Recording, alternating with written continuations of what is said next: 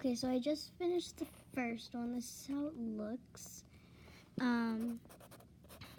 Now I'm gonna do this one, and it's gonna be in a lighter green. So, yes. So here's a comparison of the front.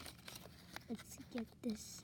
I didn't write extra just because if it was extra, then people would probably not think it would be gum, but I wanted it to be gum, so I put gum and then spearmint because that's the flavor right here. Put it back together. There we go. See, spearmint. It's probably not the same exact writing, but I couldn't do different writing because my fingers or my handwriting isn't that great to where I can resemble other colors. Okay, not colors, handwriting. Okay, let me do this one in this color. And it should be way easier because that's a thick marker, as you can see. So, yeah, let's get started right now. And again, I'm going to be coloring from underneath, right here.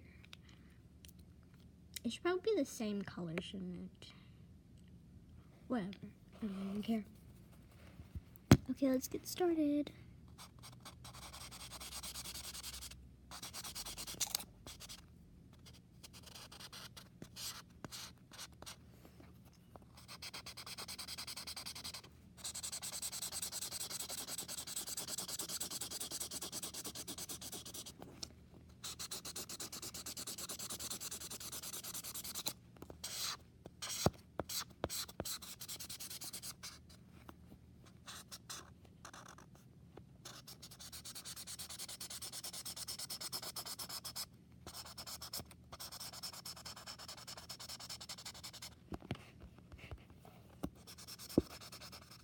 Okay, this one was a lot easier because it was a thick marker. I probably should have done it in thick marker too because it looks like a great color for gum. I mean, look at this.